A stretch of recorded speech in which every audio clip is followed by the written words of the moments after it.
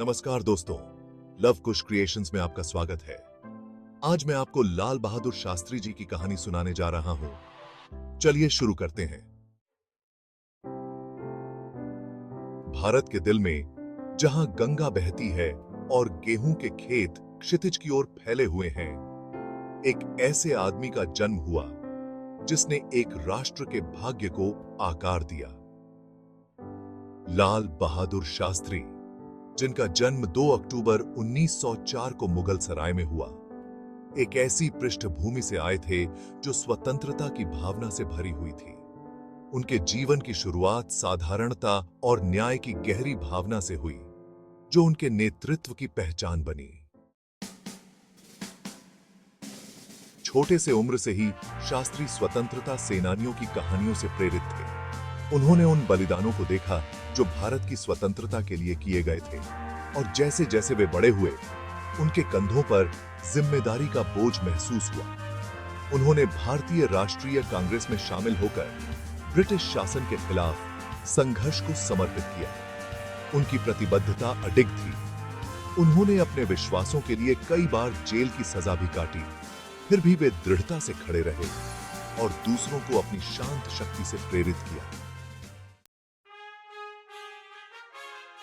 जब भारत स्वतंत्रता के करीब पहुंचा, तो शास्त्री की पहचान एक नेता के रूप में पुख्ता हो गई। उन्हें उत्तर प्रदेश में पुलिस मंत्री नियुक्त किया गया, जहां उन्होंने महत्वपूर्ण सुधार लागू किए। आम आदमी के प्रति उनकी करुणा गहरी थी। उन्होंने पुलिस अधिकारियों को नागरिकों के साथ सम्मान और गरिमा से पेश आने का आग्रह किया। इस दृष्टिकोण ने विभाग को बदल दिया, जिससे उन्हें लोगों का स्नेह प्राप्त हुआ।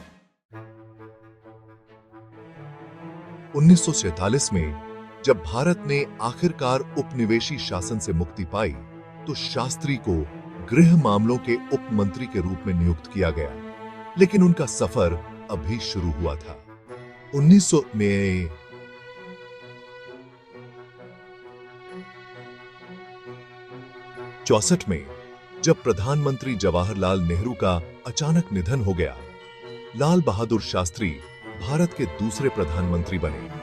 उन्होंने एक ऐसे राष्ट्र का नेतृत्व किया जो स्वतंत्रता के बाद के विकास और बढ़ती जनसंख्या की चुनौतियों का सामना कर रहा था। शास्त्री को तत्काल एक संकट का सामना करना पड़ा। 1965 का भारत पाक युद्ध, जब देश तनाव में था, धैर्य और निर्णय लेने की क्षमता का परिचय दिया। उनका प्रसिद्ध नारा जय जवान जय किसान ने देश को एकजुट किया, जिसमें सैनिकों और किसानों दोनों के महत्व को उजागर किया। उन्होंने देश को एकजुट रहने के लिए प्रेरित किया, स्वतंत्रता संग्राम की भावना को पुनर्जीवित किया। उनके नेतृत्व में भारत ने बहादुरी से युद्ध लड़ा और एक नई पहचान के साथ उभरा। ताशकंद समझौता, जो इस संघर्ष को हल करने के लिए 1966 में हस्ताक्षरित हुआ, शास्त्री की कूटनीतिक कुशलता को दर्शाता है। भले ही वे कम बोलने वाले व्यक्ति थे, लेकिन उनकी शांत स्वभाव ने उन्हें सम्मान दिलाया और शांति के प्रति उनकी प्रतिबद्धता स्पष्ट थी। लेकिन उनका योगदान युद्धकालीन नेतृत्व से परे था। शास्त्री ने कृषि सुधारों और खाद्य सुरक्षा को प्राथमिकता दी और भारत की कृषि परिदृश्य को बदलने के लिए हरित क्रांति की शुरुआत की।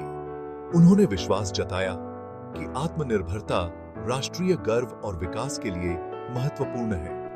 उनके प्रयासों ने एक मजबूत, अधिक लचीले भारत की नींव रखी। दुर्भाग्य से शास्त्री का प्रधानमंत्री के रूप में समय अचानक समाप्त हो गया, जब वे 11 जनवरी 1966 को ताशकंद में अचानक निधन हो गए। उनकी अचानक मौत ने एक राष्ट्र को शोक में डुबो दिया, लेकिन उनके आदर्शों ने पीढ़ियों को प्रेरित करना जारी रखा। आज लाल बहादुर शास्त्री को ईमानदारी, विनम्रता और ताकत के प्रतीक के रूप में याद किया जाता है। उनका जीवन हमें याद दिलाता है कि सच्चा नेतृत्व शक्ति या पद के बारे में नहीं, बल्कि अपने चारों ओर के लोगों की सेवा, प्रेरणा और उत्थान करने की क्षमता के बारे में है। भारतीय इतिहास की कढ़ाई में शास्त्री का धागा चमकता है, जो एक आशा और लचीलापन की कहानी बुनता है, जो आज भी जीवित है।